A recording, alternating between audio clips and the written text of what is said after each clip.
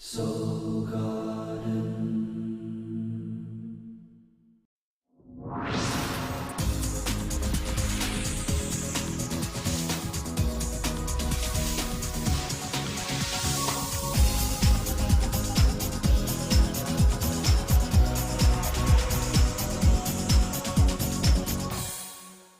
Hello my captains, and welcome back to Soul Horoscopes Weekly Edition. I'm your host to the universe, Christopher Witecki. And come on down to soulgarden.me, the most loving space on the internet. We've got office hours, Tuesdays and Thursdays, 11 a.m. Pacific, and now my office hours, Fridays at noon. It's called Unite the Light. Come on down, talk to me about what's going on in your sphere of influence. Let's unite our light work plans. Or just come down and get some loving. Now, we are working on emotional context everywhere on Earth. That is the global state of awareness that every human being has to face, is their emotions and the management of their emotions and their emotional responses. And the goats are then on top of that, readdressing how they approach LTRs, which is our little buzz three-letter caricature for long-term relationships. The LTR is how you commit to yourself. So the universe is saying that Capricorns unite emotions with relationships, which is really funny because if you think about some of the crazier stuff you've heard, like Mel Gibson, who seems so together but he's a nutcase in his marriage. That's because his emotions are obviously unsettled, which are naturally married to his relationships, which is why he's not a nutcase on the set, but he's a nutcase at home. But on the set he's playing a nutcase. Just saying. I think Capricorns who understand rules are really good at playing any kind of character that can break the rules. Jim Carrey too breaks all the rules, face, that kind of thing. Interesting Capricorn work. So as we approached, we were going through getting rid of emotional contexts that don't serve us, looking for a context that might serve you, looking for a mirrored relationship to yourself that might serve you, then stepping into your emotional shui. This week, what we're going to do is we're going to commit to a passionate shui. A passionate shui, to where our emotions are on board and passionate, and our intentions are clear. In your case, your intentions of what give and receive should be, which is really what you're programming in an LTR, and how your emotional response system should respond, pre-programming your emotional responses. So as we begin on Monday, we're actually a little challenged. The moon is in Gemini, and Venus rules the day with Mercury retrograde. Now, Mercury retrograde means that we're going to think inside out for a little while. This happens often if you've been following your astrology for a while. It's probably one of the biggest buzz transits of pop culture to talk about Mercury retrograde. But what Mercury retrograde really is that the truth is our intellectual state of awareness has two sides to it. That's the Gemini. We all have two voices in us. One's primary, one's secondary. In a retrograde, they switch seats for 3 weeks. And what ends up happening is you see your life from the secondary voice inside of you, and you reveal things to yourself that you've held from yourself, that you haven't held from yourself. In your case, this retrograde, all around trust intimacy, wah, wah, wah. So you might start to reveal things you were ignoring or that sort of thing. Or you might have some unfortunate news that you have ignored or not seen a trust issue in your life. But that starts Monday. So that starts some turbulence. It actually transited over the weekend. The moon is in Gemini on top of that.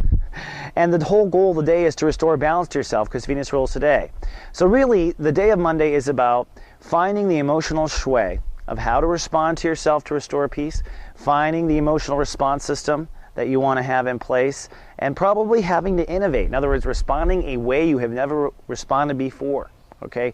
That is really how to pull off Monday while thinking inside out about trust. Then Tuesday, Neptune rules the day. The moon now moves into Cancer. So emotions are focused on the hot topic of the month, emotions. So it's an emotional Tuesday, to say the least, and a spaced out one. Neptune rules the day, so we're really in touch with our psychic state of awareness primarily. And since we're in touch with our psychic side, we are sensing whether or not we're doing the right thing with marriage and also emotional responses. So if something senses off on Tuesday, whoop, whoop, that's an alarm. I'll send reminders if you're watched over by GA. And on the top of all this, this is a day where an opposition that's been brewing for a while comes to a final head. And I'm speaking of the opposition of Uranus and Aries to Mars and Libra. In your life, the tug of war between taking care of your own emotional needs and moving forward with your career. you will find some sort of balance between the two, a commitment to your home and a commitment to your career, probably somewhere around Tuesday, which may relieve a lot of pressure for whatever you're manifesting with marriage. Then on Wednesday, it's Lightcast Day, the most powerful day of the month to manifest our intentions. Why? That's because two great forces, the two first steps to manifestation, come together. That is the I love of the sun and the I feel of the moon. And they come together in I love, I feel what? Relationship. So you are loving and feeling. If you've done no work this month and you are really not loving and really not feeling good, if you've done the soul work, you're starting to hold that emotional space, and that's what Lightcast Day is about. So you want to hold that space. Now Saturn, your home planet, rules Lightcast Day, so you're going to feel pretty well poised and strong. And really, underneath the seams of all this passion of this is the relationship I want, because Saturn's there, you're actually committing to it on Wednesday. So Wednesday is a day of self-commitment to emotional response systems, self-commitment to a direction and give and receive, which relates to LTRs. Then on Thursday, Mars rules the day, so it's time to take action. Go ahead and put into play what you Lightcasted yesterday. Make sure you're listening to your feelings and your intuition as you act. And look at this Yod. The universe has blessed us with a multi-day Yod. If you don't know, Yod is God giving us the finger saying, go this way. Where is it pointing? Wonk, wonk, wonk. To you! So in a big global way, you could say that Capricorns are the key to the whole Earth at this moment, and they really are in this case. But really, in each individual life, it means that they've got to reconsider, Pluto retrograde, a rule. In your case, reconsidering a rule about your ego and how your ego will or will not respond, how you defend or what you defend. A reversal of an old policy. Reversal why Pluto is retrograde. What does it tie into with the Yod? Well, the universe is quite clear. It says, take your emotions and thoughts around trust or not trust. Take your expansion of the lifestyle that you're trying to build. And guess what? You're going to have to reconsider your ego, what you defend. If you want these things to happen, the new life and the new trust, you need to reconsider ego stuff. So that is what the Yod is telling us on Thursday. Then comes Friday. Friday's a great day because we're holding space. I don't think it's going to be too bad. Basically what you want to do is just squat on the marriage real estate you have developed, squat on the new emotional response system you have developed. The moon is in Leo, so you're kind of private, kind of guarded, probably detached from reality for sure. And I want to point out this trine that's going to continue to push you. It is the Jupiter-Venus conjunction in Gemini up to Mars in Libra. And so what this says is, as lifestyle expands, you move forward with career. As you take steps with career, opportunity lifestyle opens to expand. That is a rubber band structure in place until further notice. So do one or the other, basically, is my advice on this day. And the moon in Leo makes it a bit private, but it's also a little bit of a foreshadow on Friday as to what we're going to face next month. More on that in a little bit. Then comes Saturn Day, and it's a day really of being tested. We're in the final degree of the sun in Cancer, so you're being tested to fall back into the old patterns. If you've been working literally in a marriage or working on a literal relationship this month, that relationship will certainly test you into the old fight, old crap, old stuff. So be careful to get pulled back into that old relationship stuff. The moon now moves into Virgo, so you're a bit more structured and feeling better, which is why you might be tempted to fight back. And really, your emotions shift now to finding purpose and to finding meaning in all of this.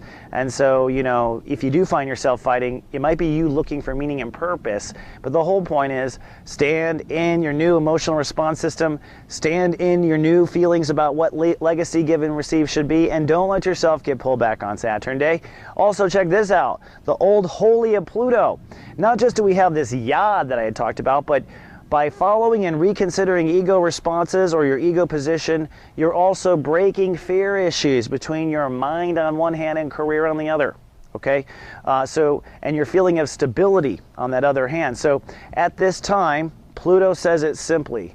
You probably need to reconsider the way your ego defends things for everything to open up super good. All right, especially marriage. Oh, I can't say it enough. Then Sunday, 0 degrees. Pluto rules the day. It's a day of death. What's dying? Thank God it's the marriage transit. What's being born? A new trust and intimacy transit. So you'll be working on trust, intimacy, boundaries, and how you connect to yourself. Into me, I see. But Sunday is a weird, cloudy day. It's very much a spiritual day, kind of a typical church day for the Cappies, because the moon in Virgo is calling for you to find meaning and purpose in life. So it's kind of atypical Sunday as we cloud up. On Monday when we come back, it's time to start with that trust stuff. Okay, that's all I've got for this 7-day forecast, but I'll be back again in 7 more. Enjoy your week and live, love, be.